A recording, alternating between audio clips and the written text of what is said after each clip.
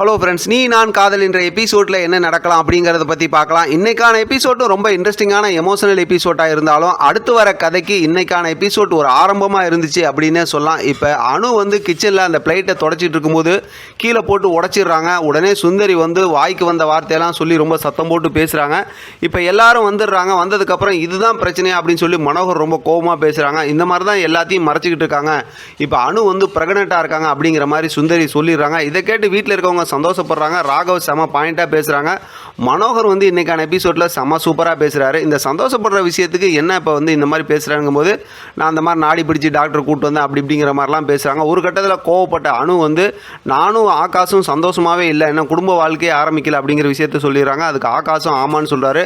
வீட்டில் இருக்கவங்க எல்லாத்துக்கும் ரொம்ப பெரிய அதிர்ச்சியாக போயிடுது. இப்போ பார்த்தோம் அப்படின்னா இந்த விஷயத்தை சொன்னதுக்கப்புறம் இனிமேல் அவங்க சேர்ந்து வாழட்டும், இனிமேல் அவங்க குடும்ப பிரச்சனைக்குள்ளார நீ போவாத அப்படின்னு சொல்லி சுந்தரியை பிடிச்சி எல்லாம் செம்மையாக திட்டி விட்டுறாங்க. குறிப்பாக பார்த்தா மனோகர் செம்மையாக பேசி விட்டுறாரு. அடுத்து பார்த்தோம்னா இதெல்லாம் எப்படி நடந்துச்சு அப்படிங்கிற மாதிரி பார்த்தோம் அப்படின்னா சுந்தரி யோசிச்சுக்கிட்டு இருக்காங்க. இப்போ தான் பார்த்தா பேக்ரவுண்டில் ஏற்கனவே நம்ம எதிர்பார்த்த மாதிரி அந்த நாடி பிடிச்சி பார்க்க வந்தாங்கல்ல, அவங்கள்ட்ட பார்த்தோம்னா அபி பேசி அவங்கள சமாதானப்படுத்தி இந்த மாதிரி ஒரு பொய் சொல்ல வச்சுருக்கிறாங்க அப்படிங்கிற விஷயம் தெரிஞ்சிச்சு. ஆனாலும் சுந்தரி பார்த்தா நான் பைத்தியமாகவே உன் தங்கச்சி இந்த அக்காவை இந்த வீட்டை விட்டு ஓட வைப்பேன் அப்படிங்கிற மாதிரி சொல்லிடுறாங்க. இப்போ மறுபடியும் பார்த்தோம்னா முரளி இந்த விஷயத்தை பேசுகிறாங்க சுந்தரி கிட்ட. பேசுனதுக்கப்புறம் இல்லை நான் இதுக்கு ஒரு பெருசாக திட்டம் போடுவேன் அப்படிங்கிற மாதிரி சொல்லிடுறாங்க. இன்றைக்கான எபிசோடில் ஒரு புது கதையை உள்ளே கொண்டு வந்திருக்காங்க. இப்போ அபி வீட்டில் எல்லாம் உட்காந்துருக்காங்க. அவங்களோட ஃப்ரெண்டு தெரிஞ்சவங்க அப்படின்னு சொல்லிட்டு ஒருத்தவங்க வராங்க. அவங்களோட பொண்ணு பேர் பார்த்தோம் அப்படின்னாக்கா அவர் ரஞ்சிதா அப்படின்னு சொல்லிட்டு ஒருத்தவங்க வராங்க. அவங்களுக்கு கல்யாணம், நானும் அபியும் நல்ல ஃப்ரெண்டு அப்படிங்கிற மாதிரியும், இப்போ அபி வீட்டுக்கு போய் நான் பத்திரிக்கை வைக்கணும் அப்படிங்கிற மாதிரியும் சொல்கிறாங்க. அந்த விஷயம் பேசிட்டு வராங்க. மொத்தத்தில் இந்த கல்யாணத்தில் ஏதோ ஒரு புது ஸ்கிரிப்டை உள்ளே கொண்டு வராங்கிறது நமக்கு நல்லாவே தெரிஞ்சு போச்சு.